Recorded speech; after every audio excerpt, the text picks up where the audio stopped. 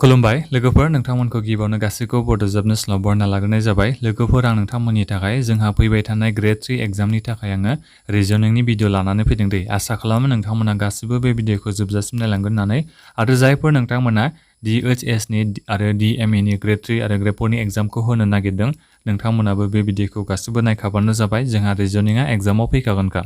दा लोगोफोर जायफोर नोंथांमोना सोरबाफोर चेनेलाव गोदानै फैदोंबा अन्नानै चेनेलखौ साबस्क्राइब खालामबानो जाबाय जाहाथे नोंथांमोना बेबायदिनो माखासे गोनां भिडिअफोरखौ मोनबाय थानो हायो लोगोफोर जोंहा दिनैनि सोंथियाव मा होनदों नै सेलेक्ट द रिलेटेड लेटार्स फ्रम द गिवन अल्टरनेटिव्स गाहायनि नैबे लेटारजों रिलेटेड जानाय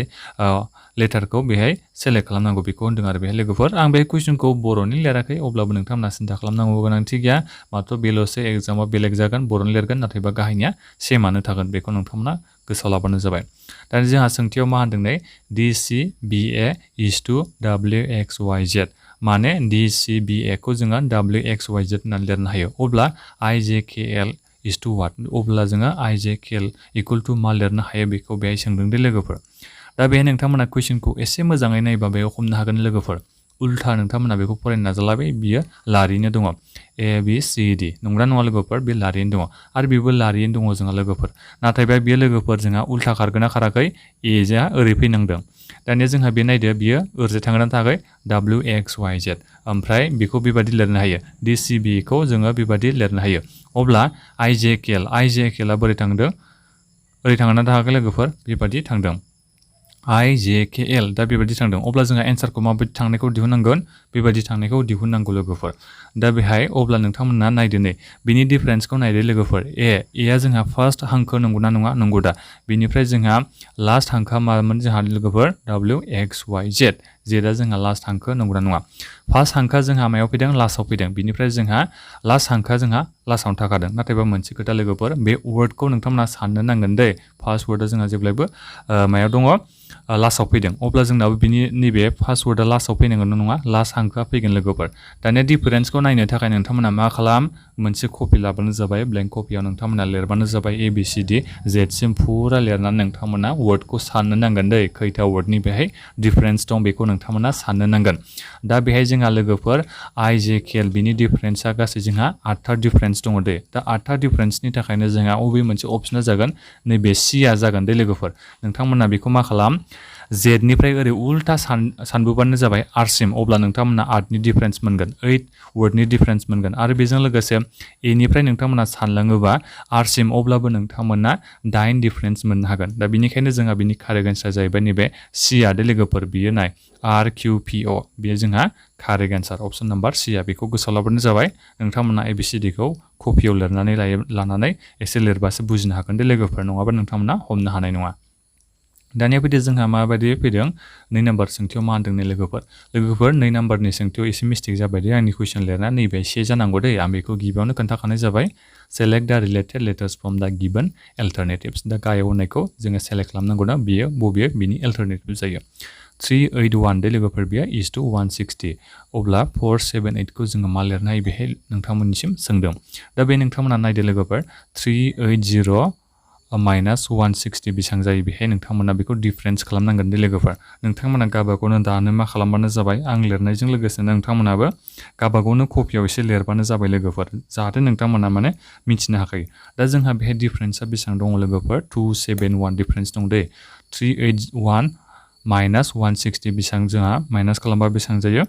271 दा बिनिफ्राय जोंहा 271 बा डिफारेन्सआ अब्ला नोंथांमोना मा खालाम 478 खौ 271 जों माइनास खालामदो लोगोफोर अब्ला नोंथांमोना एन्सारखौ बेसेबां मोननो हागोन नैबे 257 खौ मोननो हागोन दे अप्सन नाम्बार D आ जोंहा बेहाय कारेक्ट एन्सार लोगोफोर बेहाय आं जाखिनि कुइसन होदों बेनि एग्जामाव फैगोन बे नङा दे लोगोफोर जायखिजाया एग्जामाव बेफोरबायदि कुइसन फैयोबा जाहाथे नोंथांमोना हायो बेहाय लिरनाया बेलेग जानो हागौ बा मानफोर होनाया बेलेग जानो हागौ अब्लाबो जुदि बेबादि होयोबा जाहाथे नोंथांमोना एग्जामाव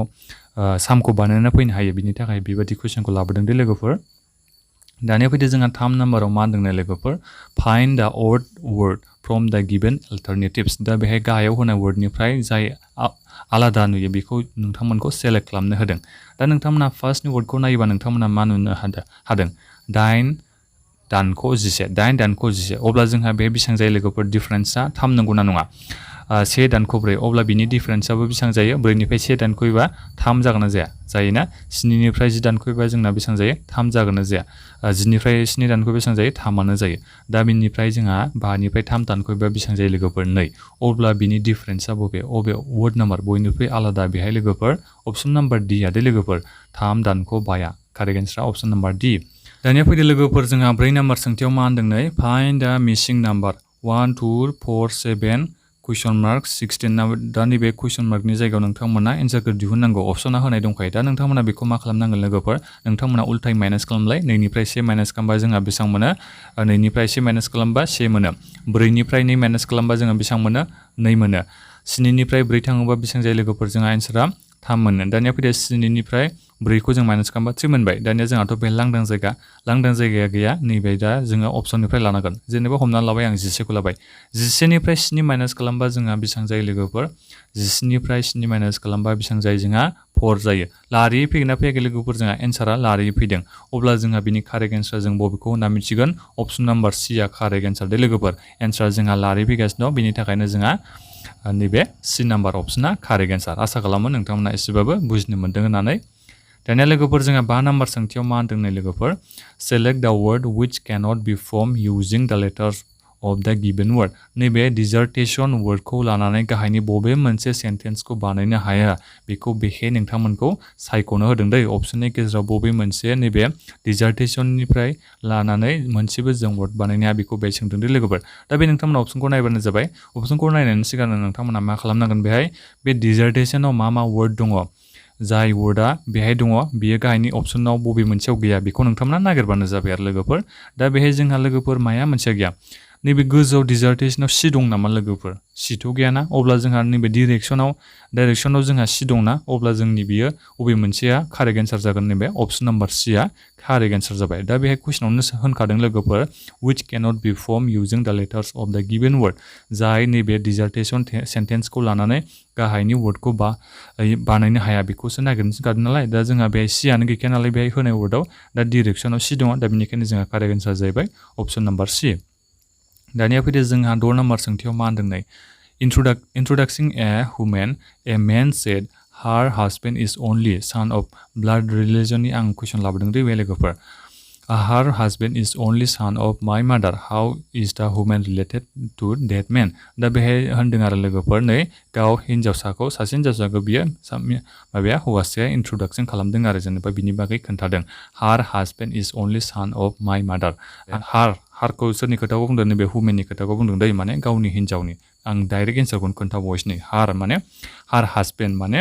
गावनि फिसाया सोरनिनो आंनि बिमानि सासेल' फिसालानो अब्ला बियो सोर जाखो बे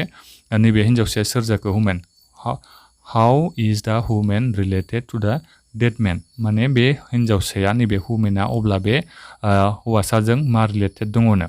होमब्ला नोंथांमोना एन्सारखौथ' मिथिखाबाय जानांगौ बियो मा हौवासानि हिन्जाव जागोन दे लोगोफोर अपसन नाम्बार सिया जोङो बेयो कारेक्ट एन्सार नोंथांमोना लोगोफोर बेखौ एग्जामाव फैबा इजिनो हाखागोन बेफोर कुइसन लिरनाया जोंहा बर'आवनो थाखागोन नोंथांमोना आरामसे बुजिनो हागोन दा बेनिखायनो नोंथांमोना ब्लाड रिलिजनखौ बारा सिन्था खालामनाङा एसे गोसो होनानैल' बर' रावजोंनो कुइसनखौ फरायनो मोनखागोन नालाय मोजाङै फरायनानै नोंथांमोना एग्जामखौ एबा एन्सारखौ होबानो जाबाय दानिया जोंहा 7 नाम्बाराव मा होनदों लोगोफोर in a certain code 15789 is written as XTZAL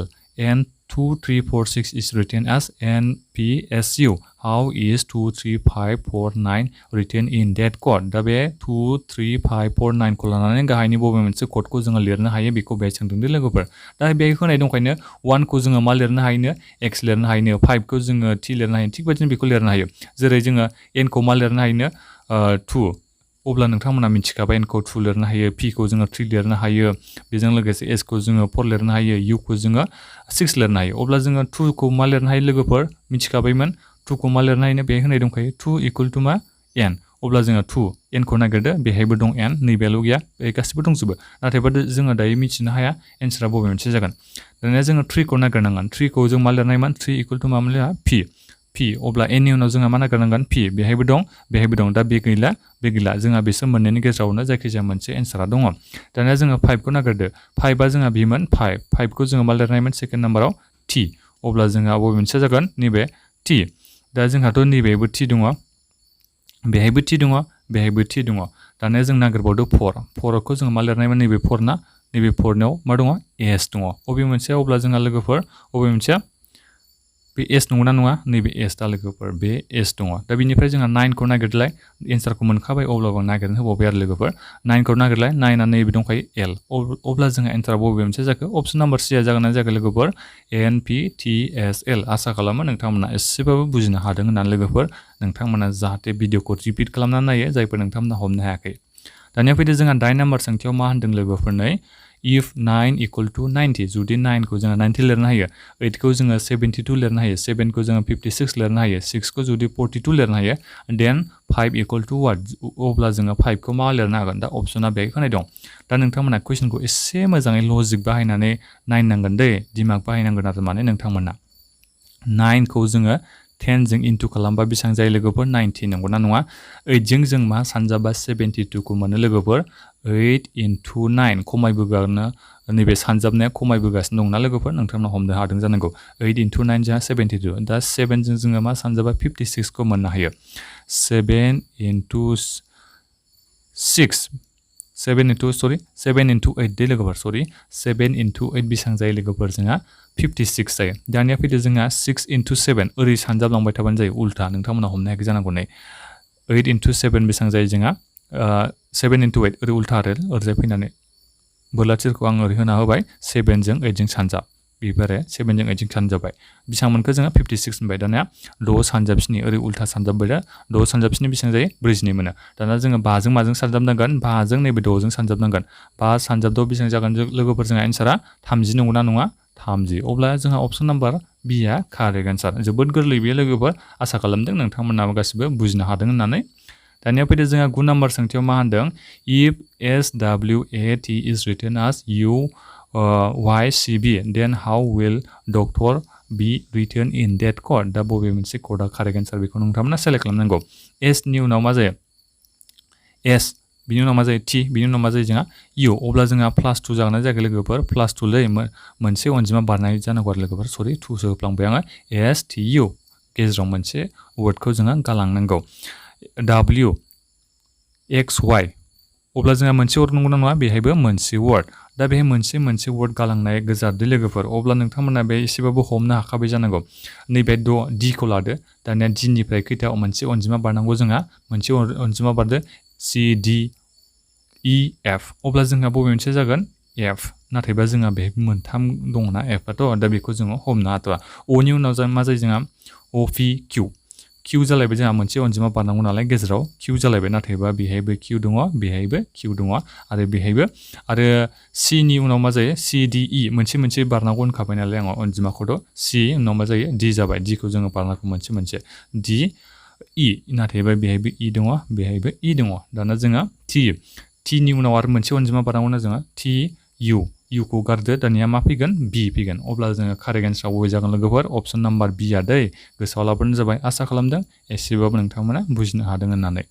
दानिया फैदो जोंहा 10 नाम्बार सोंथियाव मा होनदों नै if Friday is written as EPHCZX then how will Sunday be written in that code लोगोफोर नोंथांमोना बेनि एन्सारखौ आंनो हरनांगोन दै नोंथांमोना बेखौ खालामबानो जाबाय आंथ' बेखौ गोबां सिगाङावबो माने मोनसे भिडिअ लाबोखांखाबाय आरो नोंथांमोननो आं बेबायदि फोरोंहरखादों बेबायदिखौ आसा खालामो नोंथांमोना आंनो एन्सारखौ होगोन होननानै कमेन्ट बक्सआव नोंथांमोना गासिबो बेनि एन्सारखौ हरनो नाजाबानो जाबाय कुइसनखौ मोजां नायना लादो PDF फाइल लिंकखौ आं भिडिअनि डिसक्रिपसनाव होनानै दोनदों अपसनखौ नोंथांमोना नायनो हागोन नै लोगोफोर मा दङ नोंथांमोना बेनि एन्सारखौ गोख्रैनो बानायनानै आंनो कमेन्ट बक्सआव नोंथांमोना हरनो नाजाबानो जाबाय दा बेखिनियानो लोगोफोर आसा खालामो नोंथांमोना बे भिडिअखौ नायनानै एसेबाबो बुजिनो हादों एबा हमनो हादों होननानै माबाफोर सोंनांगौ दङबा भिडिअनि कमेन्ट बक्सआव कमेन्ट खालामनो हागोन बे भिडिअखौ लोगोफोरनो नोंथांमोना गासिबनोबो शेयार खालामबानो जाबाय गोजोन्थों